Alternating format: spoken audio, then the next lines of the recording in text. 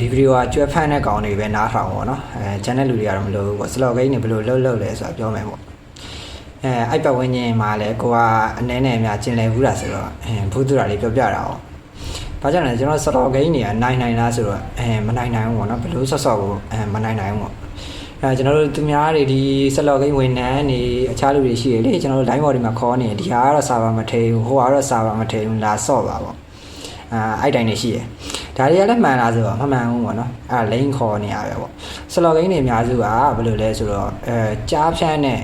စလော့နဲ့အဆက်တွေပေါ့နော်ကျွန်တော်တို့နဲရောမယ်များရင်စားမယ်များရင်လိန်သွားမယ်ပေါ့နော်မရောဘူးပေါ့အဲ့လိုမျိုးတွေပေါ့အဲ့လိုမျိုးသွားကြတယ်သွားကြတယ်ဆိုတော့ကျွန်တော်တို့စလော့ဂိမ်းတွေကဘယ်လိုလှုပ်လဲဆိုတော့ RTB ဆိုတာရှိရပေါ့နော် RTB ကျွန်တော်တို့